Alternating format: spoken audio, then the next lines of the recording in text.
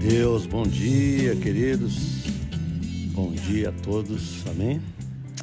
Vamos começar mais esse dia na presença do nosso grande Deus. E a gente está pensando um pouquinho sobre a renovação da nossa mente com a palavra de Deus. E a gente tem vários pontos de exploração dessa grande realidade, né, divina. E cada dia eu procuro trazer um pouquinho para vocês começarem a ter um horizonte bem largo a respeito de como ter essa vitória divina dentro de nós. E eu preciso dizer para vocês que eu tenho me alegrado com os testemunhos que eu tenho recebido das pessoas me escrevendo, falando: pastor, como seus áudios têm me ajudado, como a palavra de Deus diariamente tem trazido para o meu coração alegria, tem trazido paz, tem trazido entendimento, porque é isso que a palavra de Deus promete. Quando ela começa a tomar lugar nos nossos pensamentos originais, aqueles pensamentos que são segundo esse mundo, segundo a carne, a gente começa a experimentar de maneira automática uma paz que a gente não estava conhecendo, uma capacidade interior que não estava presente. Isso é maravilhoso. Hoje eu queria falar com vocês sobre algumas características de uma vida que é segundo a carne, né? Eu tenho falado para vocês a diferença que existe entre uma mentalidade carnal e uma mentalidade espiritual, né? Ontem eu falei para vocês sobre a necessidade de nós sermos educados, corrigidos, repreendidos pela palavra de Deus, para que a gente possa ganhar uma educação da realeza divina. Porque agora nós somos filhos do rei. Nós fazemos parte de um reino majestoso, né, de glória, de poder, de domínio. E quando a gente vem para esse reino, a gente vem bruto. A gente vem uma pedra precisando ser polida. E Deus vai polir a gente. Deus vai trabalhar com a gente. Deus vai começar a nos educar, né? Pense como que a gente vem para Deus. É igual o sujeito pegar um peixe e você vai ter que limpar todo o peixe, trabalhar todo ele. Ou então você pega uma pedra bruta, um diamante que não tem brilho nenhum. Você vai precisar trabalhar, né, cada detalhe do diamante para que ele possa ser brilhante, cheio de radiância. Não é verdade? Assim é conosco. Nós temos que ser educados nessa realeza divina pela palavra de Deus e pelo poder desse tutor glorioso que habita em nós, o Espírito Santo, que nos ajuda, nos ensina diariamente a termos uma mente segundo Jesus Cristo. Então hoje eu quero falar para vocês sobre algumas características de uma vida carnal, para você ter uma ideia de como deve ser a vida espiritual. Muitas vezes você tem que aprender o que é o errado, né? Como que é uma vida carnal, para que você possa ser espiritual. Então eu queria ler um texto do apóstolo Paulo em Efésios, na carta aos Efésios, capítulo 2. O apóstolo Paulo, ele vai dizer o seguinte aqui: Jesus vos deu vida, estando vós mortos nos vossos delitos e pecados. Esse versículo é interessante porque o Evangelho, ele trata da seguinte tese: de que Jesus oferece salvação a todos nós justamente num estado em que a gente não tem condições nenhuma de sermos justos, de sermos santos, de sermos perfeitos, de sermos isso, de sermos aquilo. Ele não nos escolhe porque nós somos bons. Ele não nos escolhe porque nós estamos em condições de servi-lo, de amá-lo, né? Pelo contrário, a graça dele é tão grandiosa que ele nos escolhe, nos dá vida, nos dá perdão, nos dá a justiça do seu próprio Filho, estando nós ainda caídos. Nós estamos arrasados, nós estamos perdidos, nós estamos completamente sem condições de agradar a Deus, e Ele nos dá de antemão. Ele não espera a gente ser bonzinho para Ele nos justificar. Ele nos justifica primeiro e nos ensina a ser bons para Ele. Aleluia. É o que ele está dizendo aqui. Ele vos deu vida, estando vós mortos nos vossos delitos e pecados, nos quais antes, outrora, vocês andavam, né? No segundo curso deste mundo, segundo o príncipe das potestades do ar, do espírito que agora atua nos filhos da desobediência. Ele está dizendo o seguinte: antigamente, sem conhecermos Jesus, todos nós andávamos segundo o curso deste mundo, que é o que está acontecendo com a grande maioria da população da Terra. As pessoas não têm opção, elas estão andando num curso, numa correnteza. Elas estão seguindo uma correnteza, é isso que ele está dizendo. O curso significa um fluxo, uma correnteza que vai numa direção só. E a maioria das pessoas segue nesse fluxo, no curso deste mundo que é dominado pelo príncipe. Presta atenção nisso. O príncipe da potestade do ar, que é o espírito que agora atua nos filhos da desobediência, está se referindo a Satanás. Ok? A Bíblia revela claramente que Satanás está exercendo sua influência nas mentes, nos corações humanos. Ele está atuando nos filhos da desobediência. Quem são os filhos da desobediência? São aqueles que ainda não estão debaixo do domínio do reino de Deus. Não passaram para o domínio de Cristo, não passaram para o governo ou para a jurisdição espiritual de Jesus Cristo. Ainda estão longe de Jesus. E aí ele continua. Entre os quais também todos nós andamos outrora, ou seja, a gente fazia parte dessa multidão, ok? Aí ele detalha, ele dá um detalhe de como é que a gente andava. Ele diz assim: nós andávamos segundo as inclinações da nossa carne. Preste atenção nisso, que é muito importante. Como que a gente andava? A gente andava segundo as inclinações da nossa carne. Eu tenho falado todo dia para vocês que a carne é essa natureza natural que a gente herdou de Adão e Eva. essa natureza com a qual nós nascemos, que aprendeu a pensar, que aprendeu a sentir por si mesmo. Não houve instrução celestial. Nós aprendemos com o mundo, nós aprendemos com os sentidos, nós aprendemos com o nosso egoísmo, nós aprendemos com o nosso pecado. E a mente foi formatada em cima dessa coisa toda. Ok? Agora eu quero que você preste atenção no que ele vai dizer aqui. Nós andamos outrora segundo as inclinações da nossa carne, aí ele completa, fazendo a vontade da carne e dos pensamentos. O que nós fazíamos? Nós fazíamos a vontade da carne e dos pensamentos.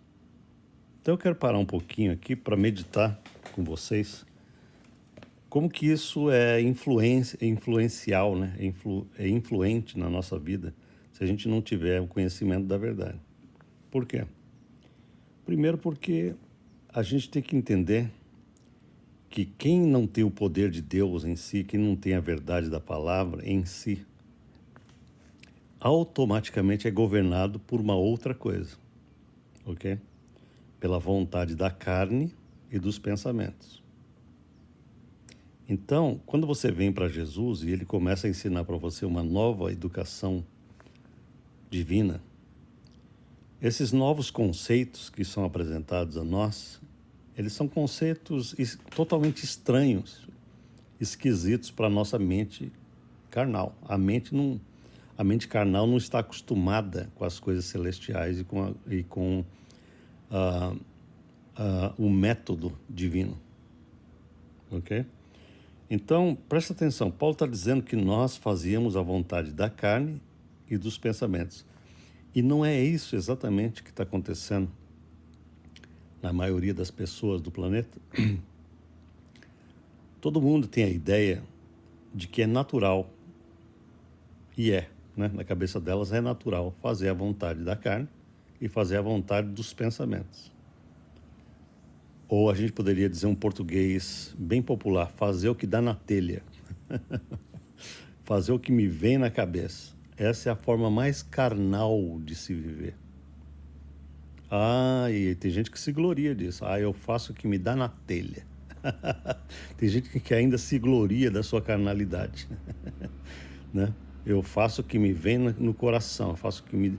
Eu sou autêntico. Cara, você é um estúpido, porque você não conhece o poder do domínio maligno que está sobre a tua vida, né? Estou falando hipoteticamente com uma pessoa que se vangloria da sua carnalidade, não é verdade? Por quê? Por uma razão, queridos. Porque Deus nos deu uma coisa chamada vontade, ok? O que é vontade? Deixa eu explicar rapidinho para você. Vontade é uma coisa diferente de desejo, e você precisa entender isso. Por quê? Porque a maioria das pessoas usa essa palavra vontade para se referir a um desejo. Por exemplo, estou com vontade de comer melancia.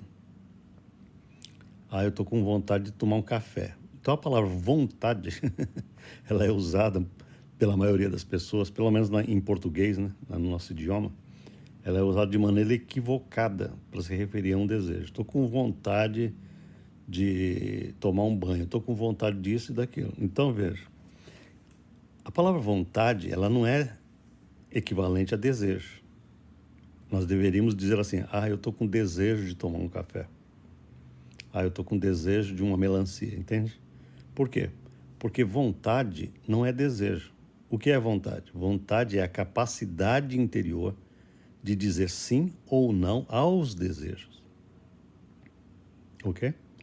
O que é vontade? Vontade é o seguinte, bate um desejo em mim e aquele juiz em mim vai analisar esse desejo e vai dizer para ele, ok, eu te autorizo a ser satisfeito nisso. Ou então o contrário. Ele vai olhar para esse desejo que ele está sentindo e ele vai dizer assim, não senhor, você não vai ter isso agora. Isso é vontade. É diferente de desejo, né? Sem vontade, você não tem poder sobre desejos. Você faz somente a vontade dos desejos. É aí que eu queria que você entendesse o mecanismo da vitória que Deus quer instalar em nós. Porque o que Paulo está dizendo aqui é que sem Jesus, sem a gente ter essa revelação que eu estou passando para vocês, a gente naturalmente, desde criancinha, aprende a fazer a vontade, não nossa, mas a vontade dos desejos. É como se os desejos tivessem vontade própria. Entende o que eu estou dizendo? Bate um desejo, eu tenho que fazer. Bate um desejo de comer, eu tenho que comer naquela hora. Então a carne vai se treinando, ela vai tendo um treinamento ao longo de décadas nessa área. Nós somos treinados a fazer a vontade da carne e dos pensamentos. O que vai acontecendo conosco? Você não precisa nem ser adivinho, né? Para ver o que vai acontecer conosco. Nós vamos perder completamente o poder da vontade, porque os desejos da carne e os pensamentos da carne serão muito superiores à nossa própria vontade. Tudo bem até aí? Chega num ponto na vida que o sujeito não tem vontade, ele só tem desejo e pensamentos. E a mente carnal, ela é governada assim, por desejos e por pensamentos. Ao invés de você governar os teus pensamentos sempre estão te governando. Então preste atenção. Só que aí chega Jesus na nossa vida. Jesus entra na nossa vida, nós somos salvos, o nosso espírito é regenerado, nós recebemos uma glória, ele entra lá dentro de nós, porque nós somos purificados completamente no espírito. Nosso espírito recebe uma regeneração, ele arruma a casa, ele renova a casa e começa a morar lá no espírito, pelo Espírito Santo. Só que todo o restante ainda está estragado. A nossa mentalidade está acostumada com a carne. A nossa mentalidade ainda está fazendo vontade da carne e de pensamentos. E nós precisamos ter uma nova educação divina. O que Deus faz? Começa a nos ensinar o que é verdade e o que é mentira. Ok? O que é verdade? O que é verdade é que Ele agora, pelo poder do Espírito de Deus em nós, vai nos ajudar a ter vontade sobre os desejos. Ele vai nos ensinar a ter capacidade de vontade sobre os nossos desejos e os nossos pensamentos. Amém? Então pense nisso. Nós estamos numa nova vida com Cristo. Jesus está nos ensinando diariamente que Ele quer nos dar uma capacidade interior que nós não possuímos. Ok? Isso é tão importante. Se você analisar como que vivem a maioria das pessoas elas vivem pelos 5 sentidos. Na teologia atual, ela é adepta ao hedonismo, que é o culto ao prazer, o culto à sensualidade. A palavra sensualidade na Bíblia, ela não se refere somente à sexualidade, né? Então, o que significa sensualidade segundo a Bíblia? Significa viver para satisfazer os sentidos físicos. É isso que significa sensualidade. Ok? Então, desde criança, o ser humano é treinado na sua sensualidade, ou seja, nós somos treinados a satisfazer sensações físicas. Para que essas sensações físicas, sendo satisfeitas, a gente possa ter prazer nas nossas emoções, que é o lado interior da alma. Então, por exemplo, a gente usa de todos os mecanismos para ver se dá uma alterada nas nossas energias, nas nossas emoções, e possa gerar algum tipo de prazer, porque a gente precisa beneficiar uma alma carente, uma alma que está necessitada de outra coisa, está precisando de Deus, está precisando conhecer o poder do Criador, está precisando conhecer o poder daquele que nos criou para Ele. Deus nos criou para sermos morada divina, né? Então eu quero que você pense, nós estamos terminando essa meditação, eu quero só focalizar numa coisa importante. Que fazer a vontade da carne e dos pensamentos indica o seguinte: indica que se alguém faz a vontade de outro, ela está sem vontade. É isso que eu quero que você pense, antes da gente terminar. Se você faz constantemente a vontade da carne e dos teus pensamentos, você vai achar em você uma coisa, que você não tem vontade. Ok? Mas quando Jesus chega na nossa vida e Ele quer nos treinar com essa coisa divina, nós temos que reaprender toda uma reprogramação da nossa mente com a verdade, dizendo: caramba, eu não tinha vontade nenhuma, eu andava de maneira muito estúpida, né? Eu não tinha liberdade, porque o que é liberdade? Vamos pensar um pouquinho e nós estamos terminando. Liberdade é uma coisa poderosa no reino de Deus. O Senhor Jesus Cristo, Ele disse assim: se o Filho de Deus vos libertar, verdadeiramente sereis livres. Por que Ele diz isso? Porque Ele sabe que todos nós fomos acostumados a servir com a nossa vontade ao pecado, à carne e ao Satanás, que é esse espírito que engana ao longo da vida. Ele está falando isso. Nós tínhamos somente um domínio, nós não tínhamos vontade, ok? E na verdade, a nossa vontade agora precisa ser sujeita à vontade de Deus. E aí que está a nossa grande salvação está nisso, em sujeitar a nossa vontade à vontade de Deus. Porque se nós não sujeitarmos a nossa vontade a Deus, ela automaticamente estará dentro de uma jurisdição de domínio da carne. Você não tem opção. Ou você está debaixo de um domínio, ou está debaixo de outro domínio. Você não está neutro nunca. Amém? Você nunca está neutro. A estupidez humana pensa que ela é livre sem Jesus. Eu sou livre para fazer o que eu quiser. Não, você é escravo, cara. Você está escravizando a sua vontade, você não tem poder de vontade. Sabe essas pessoas que se vangloriam de que são livres? São as mais escravizadas mentalmente a fazer a vontade da carne e dos pensamentos. Ele não tem poder de vontade, né? Nós podíamos passar aqui 4 horas falando sobre isso e você vai ver como eu estou falando a verdade em Cristo para você hoje. Eu sou livre, mas levanta de madrugada porque o corpo fala, vai comer. Eita liberdade maravilhosa que o sujeito tem, né? E outras coisas mais, né? Se a gente for fazer uma lista aqui de coisas, você vai ver que a Bíblia tem razão em tudo, não é? Então eu quero mostrar para vocês que quanto mais nós nos sujeitamos a Deus, mais conhecemos uma coisa chamada liberdade.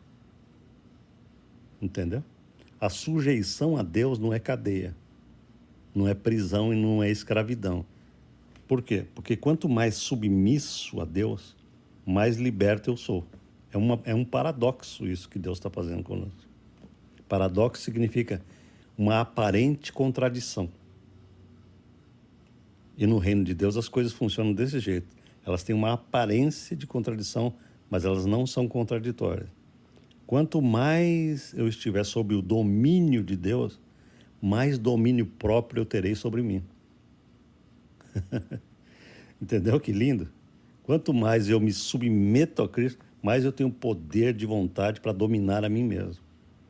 Mas eu tenho o poder de dizer sim ou não para aquilo que eu devo dizer. Amém?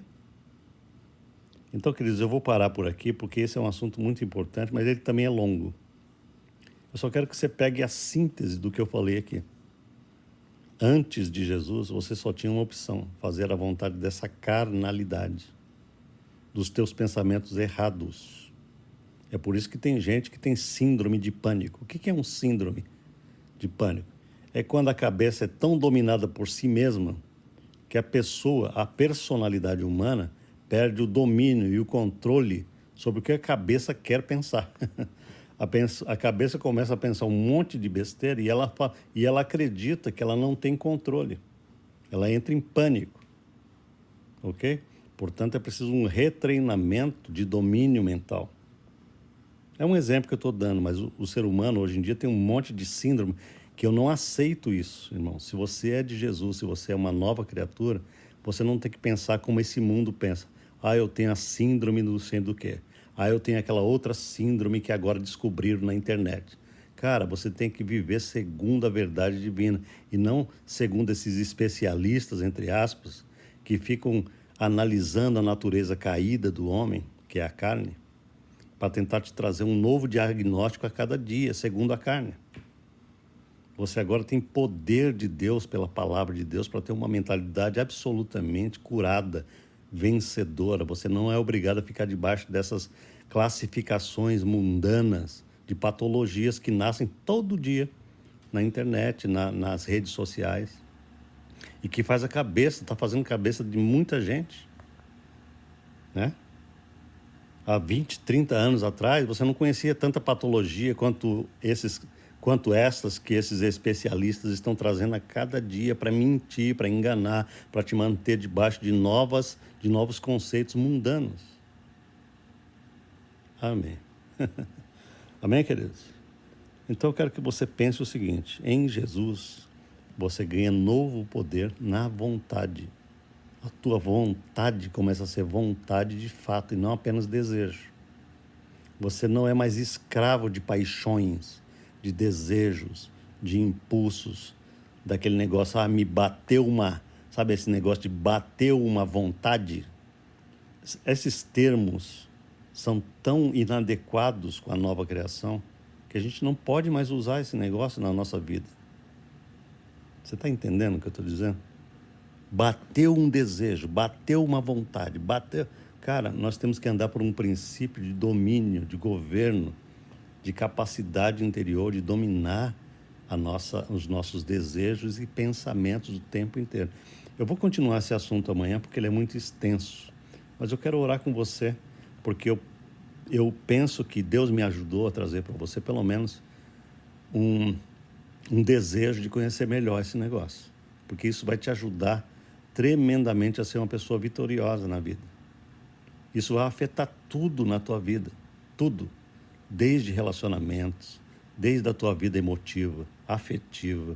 Você será liberto de conceitos extremamente errados que foram colocados aí dentro de você. Você está entendendo isso? Então é muito importante você continuar ouvindo verdades da palavra de Deus. Amém, queridos? Eu quero orar com você por hoje. Aleluia! Ó Deus glorioso, quão grande é o teu poder, quão grande é o teu domínio, quão grande é a tua salvação. Pai, em nome de Jesus, eu peço ao Senhor nesse dia, sobre todos esses que me ouvem, todos os dias, para receber esse manjar divino da palavra de Deus.